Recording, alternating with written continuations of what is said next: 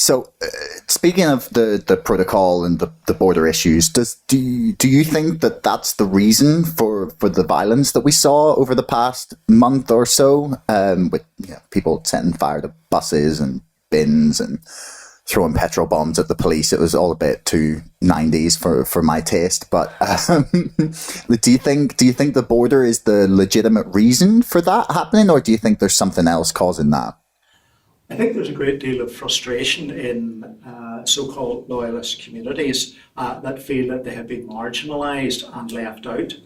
But then some of that is understandable. We've had a 3-year gap in the Assembly when during those 3 years a great deal of work could and should have been done to work and develop working class communities, to improve our education system, to improve our health situation. I appreciate we've come through, and we didn't know at the beginning of the mandate of this Assembly that we were going to face into a pandemic. But nevertheless, those 3 wasted years could have been much more, could have been used much more to the benefit of the communities that feel so frustrated today by the protocol. What specifically do you think could have been done to that say they had taken these actions over the past 3 or 4 years would have led to this many people going out on the street and deciding to protest for whatever reason? Well, I think people are being used very cynically to do this, and there are a variety of layers to this. There are undoubtedly people who are disturbed and concerned about the Irish Sea border. But those tend to be people who, for example, are not supporters of the Good Friday Agreement either. So this is just a continuation of their protest and opposition to that. There are also very local issues around all of this as well, and you're sitting here in East Antrim, where we have the notorious South East Antrim paramilitary people. And what has been happening has been that young people have drifted away from these paramilitary or criminal gangs. And I believe that some of what has been going on has been criminal gang leaders have been recruiting young people into the type of drug dealing and money lending activities that where their source of income happens to be. And you just take some of those young people who unfortunately got caught up in the rioting or petrol bombing or whatever criminality that they were doing. Many of them will now face a life with a criminal record. That limits your employment opportunities, it limits your travel opportunities, it limits a whole range of opportunities in life.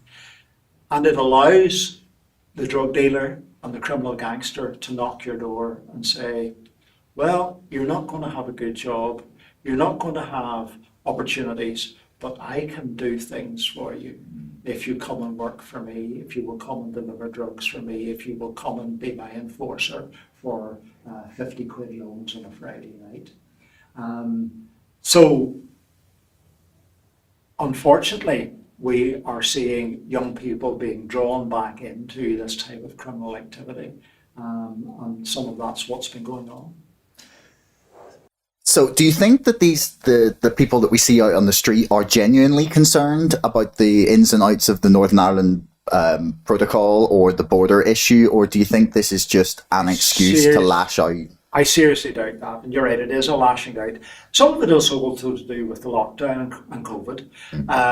How much do you think that is? Well, there's a mix of things out there. I mean, I've been calling, for example, for what are called detached youth workers to be more seen on the streets. And that's been very difficult because of COVID.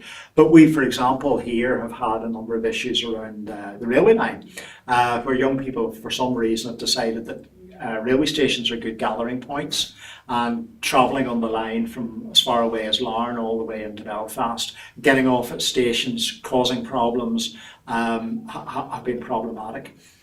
And that's been a sporadic problem that we've had in this area for quite a number of years. But it has also been very well dealt with by detached youth workers working with police and other agencies.